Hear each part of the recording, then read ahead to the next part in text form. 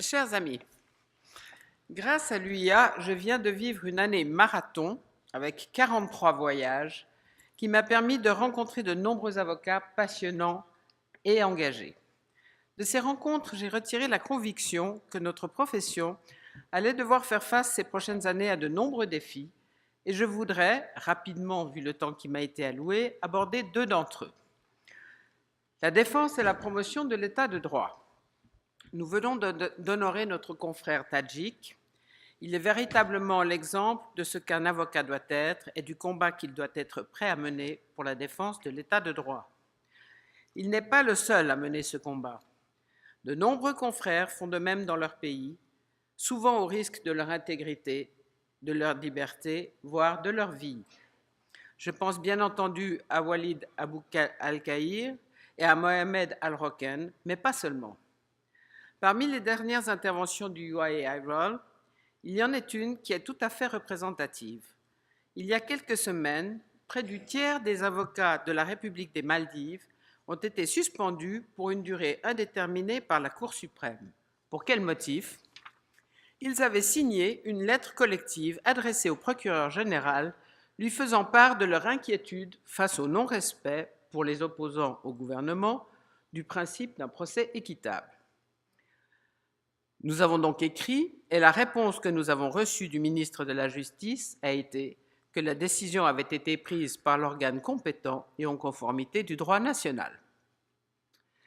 Il est très inquiétant de constater que dans plusieurs pays, alors que par le passé le pouvoir exécutif assumait ces violations de l'état de droit, aujourd'hui il tente d'apparaître comme respectable en justifiant ces violations de l'état de droit par l'existence d'une base légale interne. On rappellera donc, chaque fois que c'est nécessaire, qu'il n'y a pas d'état de droit dans un pays dont les lois ne respectent pas les principes fondamentaux universellement reconnus et qu'être un État membre des Nations Unies implique le respect des principes de la Havane sur la protection des avocats. Le deuxième sujet que je voudrais aborder, c'est l'impact des nouvelles technologies sur l'exercice de la profession d'avocat. J'ai décidé d'attirer votre attention sur cette question car j'ai rencontré cette année de nombreux confrères qui continuent à penser qu'ils ne sont pas concernés. Pour illustrer la question, je vous propose de regarder un bref reportage de la télévision suisse romande qui a été diffusé sur les ondes il y a quelques jours et qu'on m'a autorisé à vous présenter ce soir. Avant toute chose, je souhaiterais m'expliquer.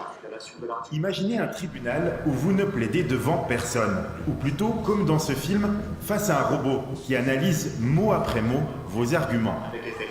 Pardon, non, mais je vous explique. J'aimerais bien expliquer ce La matrice de personnalité indique un risque de 78,3% de régression vers d'anciens schémas comportementaux, vol de véhicules, agression à main armée, rébellion lors de l'interpellation. Ce juge électronique analyse ensuite les lois, compare votre cas à des affaires similaires. Avec tout cela, il vous juge innocent ou coupable, sans qu'aucun être humain n'ait eu à s'occuper de vous. De la science-fiction ? Pas tout à fait. Dans ce bâtiment parisien, une entreprise travaille à rendre la justice plus efficace, presque automatique. Son nom donne le programme Predictis. Est-ce que je vais gagner un procès ? Combien est-ce que je peux gagner ? Combien est-ce que je peux perdre ? Quand je suis une entreprise, combien dois-je provisionner ? Jusqu'à présent, si on voulait faire cette analyse et répondre au client en lui disant quelles étaient ses chances de succès, le montant qu'il pouvait gagner ou perdre, il fallait une armée de stagiaires capables de lire et de faire à la main tous ces petits processus d'analyse et de collecte pour ensuite en faire une moyenne, une médiane ou l'information qu'on souhaitait. Aujourd'hui, ça s'est automatisé et ça prend 30 secondes. En d'autres termes, la justice prédictive permet de connaître le taux de chance de remporter un procès, les montants qu'on peut gagner et surtout les arguments qui ont fait mouche. Donc on va prendre un cas réel qui est assez intéressant et qui avait été un vrai cauchemar pour les avocats à chiffrer. Ce cas, vous l'avez peut-être eu en Suisse, c'est le cas de l'amiante. L'avocat a la possibilité d'entrer différents mots-clés. Donc vous pouvez par exemple choisir sur le filtre depuis 2012, cliquer dessus, et ça va, comme je vous le disais tout à l'heure, sélectionner les décisions qui ont été rendues depuis 2008. Le logiciel Predictis va fouiller parmi des millions de jugements pour trouver des cas similaires. En quelques secondes, il vous donne ce chiffre, 54%. C'est le taux de chance de gagner votre procès. Mais le programme va plus loin, il vous permet de trouver les arguments qui ont le plus de chances de convaincre le juge. C'est pas là du tout pour automatiser les justices. Au contraire, si votre objectif c'est de convaincre le juge, eh ben, ce que vous souhaitez, c'est le meilleur argument. Et dans ces arguments est en train d'en soutenir une nouvelle catégorie, qui est une argumentation de type statistique, qui est extrêmement probante et peut avoir un impact. Si vous doutez, testez. Si vous mettez, je ne sais pas, un fumeur, vous vous rendez compte que vous avez 0% de chance. Un résultat qui pourrait faire dire à un avocat que votre cause est perdue, qu'il ferait mieux de ne pas vous prendre comme client. S'il s'avère que mon client était fumeur, clairement là, il faut que j'aille chercher un autre préjudice et rentrer sur la machine les différents arguments que je suis en mesure de faire prévaloir. Et là, l'enjeu, ça va être de tester le scénario optimal pour défendre son client. En France, la machine est en route. Une loi donne accès à tous les jugements en open data, une mine d'or pour ces entreprises. Le gouvernement d'Emmanuel Macron soutient ces démarches. Des tribunaux publics ont participé au test de Predictis, parce que ces innovations rendent la justice moins chère et désengorgent les tribunaux. Et en Suisse, chez nous aussi, on s'intéresse à ces questions. Nous sommes à Zurich, dans cette boîte de nuit, un marathon un peu spécial réunit pendant 2 jours avocats et hackers qui inventent le futur de la justice. Là, on ne parle pas forcément de justice prédictive, mais d'automatiser le droit. On a beaucoup d'avocats qui peuvent être au départ un peu sceptiques de ce qui se passe. Et en fait, si on n'embrasse pas cette nouvelle technologie, on va très vite être dépassé. Ce groupe de romans travaille sur des contrats intelligents qui, en cas de problème, se règlent automatiquement sans passer par un juge. Il faut s'imaginer, c'est un marché immense, vu tous les contrats en fait, qui existent, tous les contrats qui pourraient être automatisés. En tout cas, ce qui est certain, c'est que c'est une révolution qui va arriver. Tous les domaines du droit sont touchés. On peut désormais mandater un avocat comme on commande un taxi Uber. On voit ça en Suisse avec un site qui s'occupe de divorce en ligne à Genève, un site qui s'occupe de permettre à des gens de créer des contrats simples, de travail, de prêt, automatiquement. À Zurich, on voit avant tout le potentiel économique de cette robotisation, mais on sait aussi que le droit n'est pas un domaine comme les autres. Il faut aussi faire un peu attention à ce type d'algorithme. Par exemple, aux États-Unis, on a des algorithmes pour prévoir le taux de récidive. Il se trouve que si on a une femme noire de 20 ans, on aura une prédiction de taux de récidive très importante, même sans aucun antécédent judiciaire. Et ça, c'est des dérives auxquelles il faut faire attention. Alors, plus efficace ou déshumanisé? Nous avons montré le logiciel Predictis à un défenseur du plaidoyer pour qui la force de conviction est la clé d'un procès, Maître Bonan. Mais l'évolution, c'est quoi? C'est l'ordinateur qui dira le droit, à peu près? Ouais. Oui, d'accord. Pour lui, le jugement est sans appel. La justice n'est pas un calcul de probabilité. Et de la réduire à la statistique ou à ses probabilités, c'est à mon sens la mutiler. Chaque cause est une cause unique, il y a des paramètres uniques, même s'il peut y avoir des résonances. Parce que la justice, c'est pas simplement le fait qu'elle soit rendue, c'est aussi comment elle est perçue. Comment allez-vous percevoir la justice, l'arrêt qui tombe, en vous disant c'est pas des hommes qui l'ont rendu, c'est des machines qui l'ont sécrété.